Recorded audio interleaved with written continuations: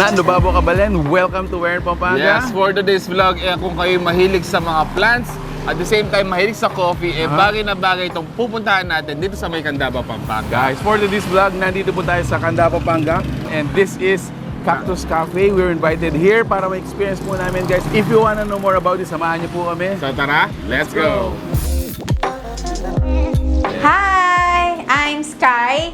I'm also known as Yonyysky sa plant industry.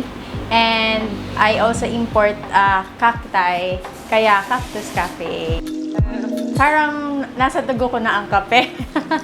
What are your bestsellers or mga popular? Yan, katulad ito, yung parang mga quick food, mga craving. Minsan nga nagpa-park lang sila, tapos nasa likod sila ng pick-up or sa likod ng car na nagkukwentuhan, habang nagkakape. Pero sa labas, pwede pa kahit mga 10 din. Alright, so once again guys, thank you so much for being with us dito sa Cactus Cafe.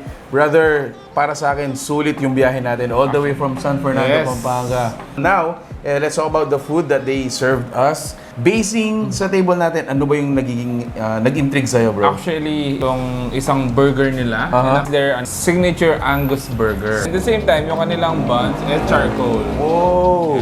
Ako naman, bro, I think they call this Colossal burger. This is an 8 inches burger. So, they have a regular and yung overload. Binigay sa atin is yung kanilang overload. Oh, I think for me, it's shareable up until siguro 4. Depende, of course, sa appetite. Right, No? yes. So, another one is yung kanilang chicken burger. Sa mga feeling ko sa mga nagda-diet. At the same time, yung kanyang buns is charcoal. Din. Yes. I see. Now, for this one, what do they call this, bro? Ito yung kanilang cheesy sausage sandwich. Okay, and then para sa mga appetizers or mga finger food. Yes, so meron tayo dito yung kanilang mojo, twister fry, and yung kanilang cheese sticks. Wow, Yeah. can't wait, bro. Can't wait. They have the colorful burger, which is ito yung kanilang mga pang bite size Mini nila. bite size.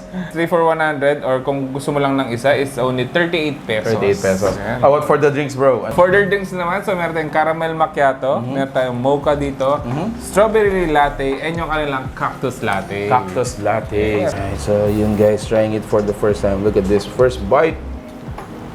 Cheers. Alright, trying out their signature Angus burger. So look at that, talagang napakadami niyang bacon. Let's taste it.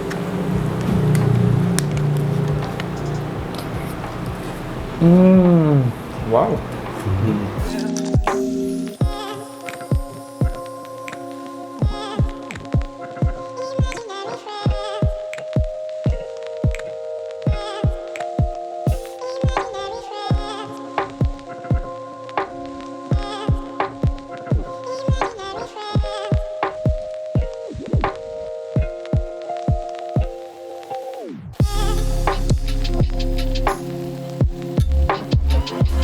Dalo kayo sa cafe namin and try nyo yung food and coffee. Yes. And may mga events kami sa plant industry.